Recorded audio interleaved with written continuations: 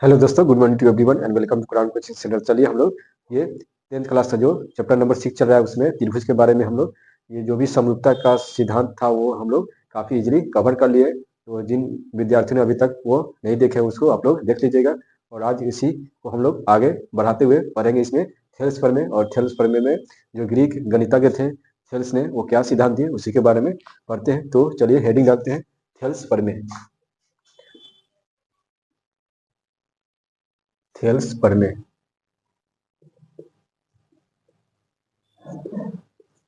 Thales प्रमेय काफ़ी important है और ये थेल्स प्रमेय सिद्ध करने के लिए 5 नंबर के लिए आता है, जो काफ़ी कॉम्प्लेक्स लगता है ये। और सिद्ध करना इसको हम लोग यहाँ पे काफ़ी इजीली देखते हैं। पहले तो इसका कंसेप्ट देखते हैं ये क्या है। तो थेल्स नाम के एक ग्रीक गणितज्ञ थे जिन्होंने ये इनका जीवन काल था 640 बीसी से 500 जो 46 बीसी का काल था। इसी के काल में ये थे, ये ईसा पूर्व काल में ये खोज किए। और इन्होंने जो त्रिभुज से संबंधित जो नियम बताया उसे समानुपातिकता का सिद्धांत भी कहते हैं, लेकिन उनके सम्मान में इसे समानुपातिकता के सिद्धांत को ही थेल्स प्रमेय कहते हैं। तो इन्होंने क्या बताया, तो इन्होंने बताया किसी भी त्रिभुज में, तो पहले त्रिभुज खींचते हैं। किसी भी त्रिभुज, मान लीजिए ए बी सी एक त्रिभुज में, तो इसमें किसी भुजा के हम कोई समांतर रेखा खींचेंगे तो ये भुजा के समांतर बीसी के समांतर कोई भुजा हम डी एक समांतर रेखा खींचे तो ये अन्य दो भुजाओं को समान अनुपात में बांटता है। यही इन्होंने सिद्ध करके बताया और यही कहलाता है समानुपातिकता का सिद्धांत या थेल्स प्रमेय। तो उनका ये थ्योरम क्या था, किसी त्रिभुज में किसी भुजा के समांतर खींचा जाए तो अन्य दो भुजाओं को समान अनुपात में बांटता है। मतलब त्रिभुज में 3 भुजा है तो एक भुजा के हम समांतर खींच देंगे इसके, तो अन्य दो भुजा जो बचा रहेगा वो जो है उसको समान अनुपात में बांट देगा। ये वाला पार्ट और ये वाला पार्ट दोनों का अनुपात क्या होगा, सेम होगा। तो इन्होंने यही ये सिद्ध करके बताया और उन्हीं के नाम पे इसका नाम पड़ गया थेल्स प्रमेय। तो हम लोग इसको पहले थेल्स प्रमेय के उनका जो थ्योरम है उसको लिख लेते हैं। थेल्स प्रमेय, थेल्स प्रमेय किसी त्रिभुज किसी त्रिभुज में किसी भुजा के समांतर खींची गई रेखा अन्य दो भुजाओं को समान अनुपात में बांटती है। इसे ही थेल्स प्रमेय कहते हैं। तो किसी त्रिभुज में किसी भुजा के समांतर खींची गई रेखा जो डी है बीसी के समांतर खींचा गया अन्य दो भुजाओं को समान अनुपात में बांटती है। तो अनुपात क्या होगा, बराबर होगा। इसे ही क्या बोलते हैं, समानुपातिकता का सिद्धांत कहते हैं। ये तो थेल्स प्रमेय हुआ और इस पर जो होगा अनुपात इसको हम लोग एक बार देख लेते हैं।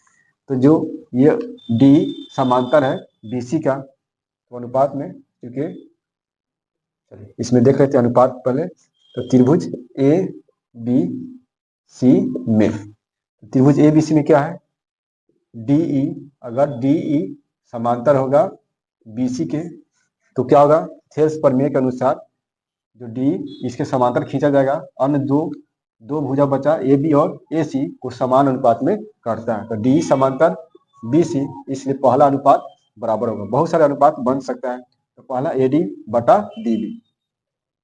तो ए डी बटा डी बी किसके बराबर होगा, ए डी बटा डी बी ए बटा ई, ए बटा ई सी के बराबर होगा। दूसरा होगा ए डी का संबंध पूरा ए बी से निकालेंगे तो ये भी एक अनुपात बनेगा। तो ए डी बटा पूरा ए बी, तो ए डी बटा ए बी बराबर होगा, इधर जैसे लिए वैसा भी इधर लेंगे, ए का संबंध पूरा ए सी से निकाल सकते हैं। तो दूसरा अनुपात होगा ए बटा पूरा ए सी। फिर नेक्स्ट अनुपात क्या हो सकता है, नीचे वाला पोर्शन हम लेंगे डी बी बटा पूरा ए बी, तो डी बी बटा ए बी, इधर भी वैसा ही ई बटा होगा पूरा ए सी, ई सी बटा ए सी। नेक्स्ट अनुपात और क्या हो सकता है, अब पूरा ऊपर का संबंध लेते हैं, 3 नंबर हो गया। चौथा पूरा ए बी का संबंध लेते हैं, ए बी बटा ऊपर वाला भाग लेते हैं ए डी, पूरा ए सी का संबंध लेते हैं ए ई का। नेक्स्ट लास्ट है, अब पूरा ए बी का संबंध लेते हैं ए बी बटा नीचे वाला भाग डी बी, फिर उसी प्रकार ई सी का संबंध लेते हैं पूरा ए सी का ई सी बटा ए सी। तो ये इतना अनुपात पॉसिबल है, मेन हमको ये इतना अनुपात निकालना रहता है, ये अनुपात ये, इसके अलावा भी ये सब अनुपात जो है ये पॉसिबल हो सकता है। तो इन्होंने थेल्स प्रमेय में ये बताया है कि किसी त्रिभुज में किसी भुजा के समांतर कोई रेखा खींचा जाए, अन्य दो भुजाओं को समान अनुपात में बांटती है, तो ये समान अनुपात में बांटता है, इसको आप लोग नोट कर लीजिए। चलिए इस थेल्स प्रमेय को हम लोग सिद्ध करते हैं। तो थेल्स प्रमेय क्या है, तो आएगा क्वेश्चन किस टाइप का आएगा वही लिख रहे हैं, आएगा सिद्ध कीजिए, सिद्ध कीजिए कि किसी त्रिभुज में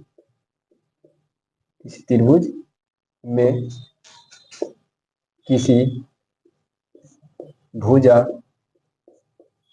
के समांतर खींची गई रेखा अन्य दो भुजाओं को समान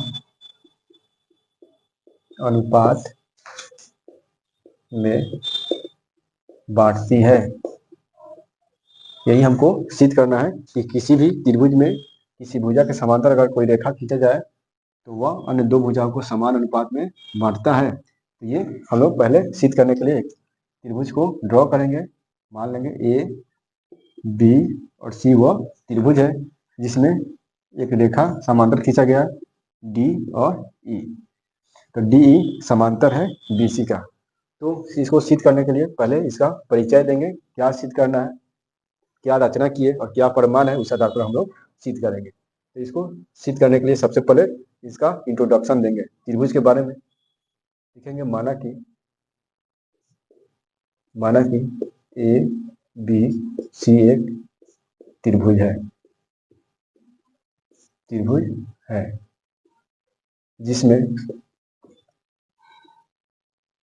जिसमें क्या दिया है, डी ई समांतर बी सी है।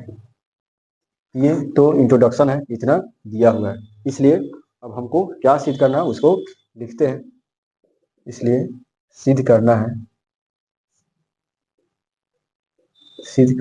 है कि ए डी बटा डी बी बराबर होगा ए ई बटा ई सी के। तो ये दोनों अनुपात बराबर होगा या नहीं, यही हमको सिद्ध करना है। तो सबसे पहले सिद्ध करने के लिए हम लोग को क्या कुछ प्रूफ हमको लाना पड़ेगा। तो प्रूफ इसमें तो ज़्यादा है नहीं, इसको हम लोग यहाँ से इसको मिला देंगे, बी को ई से मिला है और डी को इसको सी से मिला देंगे, फिर ई से ए डी पर लंब खींचेंगे, क्योंकि डी इसमें पहले से ये सब दिया हुआ नहीं है, इसलिए इसको हम लोग डॉट डॉट से मिलाएंगे, ये डॉट डॉट से इसको मिला दिए। फिर डी से यहाँ से इस पर लंब खींचेंगे, इसका नाम है ई एम, इसका डी एम। तो क्या किए, दो लंब खींचे और इसका जो एक ही समांतर रेखा के जो बना हुआ त्रिभुज दोनों को मिला दिए। तो इसमें वो क्या अलग से किए, इसलिए इसमें लिखेंगे रचना में, उसको लिखेंगे रचना क्या किए, रचना में क्या किए हैं, बी ई बी से ई तथा इसमें डी सी को मिलाया। ये मिलाए और क्या किए, दो लंब खींचे हैं, ई एम लंब है किस पर, ई एम लंब है ए डी पर। फिर एक और लंब है और डी एन लंब है ए ई पर। ये हम लोग रचना में किए। इसके बाद अब प्रमाण में देखते हैं। प्रमाण ये साबित करने के लिए, सिद्ध करने के लिए हमको क्या प्रूफ है, तो इस आधार पर हम लोग पहले चलेंगे। ये त्रिभुज ए डी ई में, तो इसके क्षेत्रफल का अनुपात, एक साइड का हम लोग क्षेत्रफल का अनुपात निकाल लेंगे। तो हमको पहले ए डी और डी बी का रेशियो लाना है। तो इस साइड में हम लोग रहना है, ए डी और डी बी के तरफ ही रहना है। तो इसमें देखेंगे ए डी त्रिभुज कौन सा है, ए डी ई तथा फिर त्रिभुज है बी ई डी। तो त्रिभुज ऊपर वाला और त्रिभुज नीचे वाला में, तो लिखेंगे इसका रेशियो निकालेंगे। एरिया ऑफ त्रिभुज ए डी ई बट्टा एरिया ऑफ त्रिभुज यहाँ से बी डी ई, इसका दोनों का रेशियो हम लोग अनुपात निकालते हैं।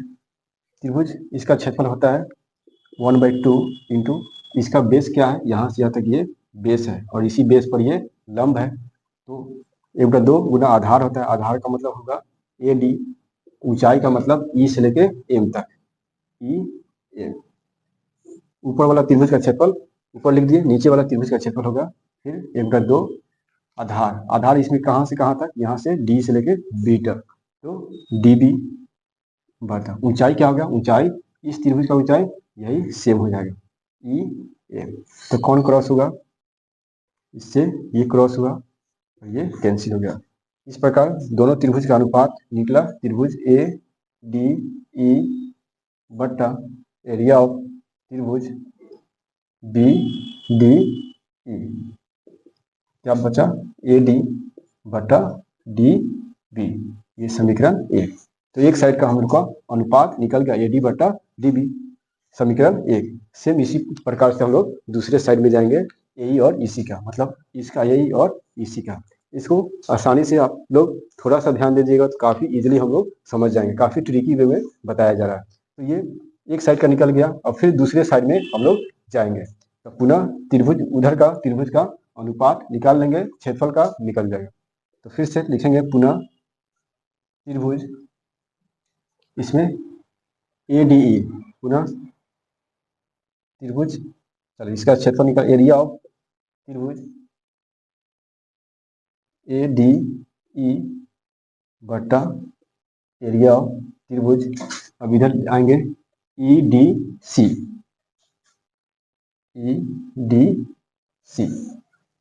इधर, इसका क्षेत्रफल निकालेंगे सेम ऊपर वाला जो निकाले हैं उसी का 1/2 गुना आधार। इधर आधार क्या है, तो यहाँ से यहाँ तक ए ई आधार है, इस पर लंब है डी एन। तो आधार गुना ऊंचाई ए ई बटा ऊंचाई हो गया डी एन। फिर नीचे वाला त्रिभुज का क्षेत्रफल, त्रिभुज लिखे हैं ई डी सी, इसका आधार क्या हो गया, यहाँ से लेके यहाँ तक ई सी। तो 1/2 गुना ऊंचाई हो गया, इसमें आधार ई सी, ऊंचाई हो गया, इसका ऊंचाई भी यही डी एन। इस प्रकार ये इसमें भी क्रॉस हो गया, तो इसका अनुपात क्या हो गया, एरिया ऑफ त्रिभुज ए डी ई बटा एरिया ऑफ त्रिभुज ई डी सी बराबर अनुपात है ए ई बटा ई सी, समीकरण 2। ये समीकरण 2 हुआ और ये समीकरण 1। अब इसमें एक बात यहाँ लिखना है, क्योंकि एक ही ये समांतर रेखा के अंदर बना त्रिभुज जो होता है उसका क्षेत्रफल बराबर होता है। तो किस त्रिभुज का क्षेत्रफल बराबर होगा, त्रिभुज ई डी बी और त्रिभुज जो ई डी सी है, दोनों का क्षेत्रफल बराबर होगा। ऊपर वाला दो क्या है, दोनों में तो कॉमन है, तो नीचे वाला बराबर होगा तो ऊपर वाला भी बराबर हो जाएगा। इसलिए अब इसके बाद लिखेंगे क्योंकि इसका क्षेत्रफल बराबर होगा, क्योंकि एरिया ऑफ त्रिभुज यहाँ से EDB या BDE, त्रिभुज BD, एरिया ऑफ त्रिभुज BDE बराबर होगा एरिया ऑफ त्रिभुज EDC। क्यों होगा? क्योंकि एक ही समांतर रेखा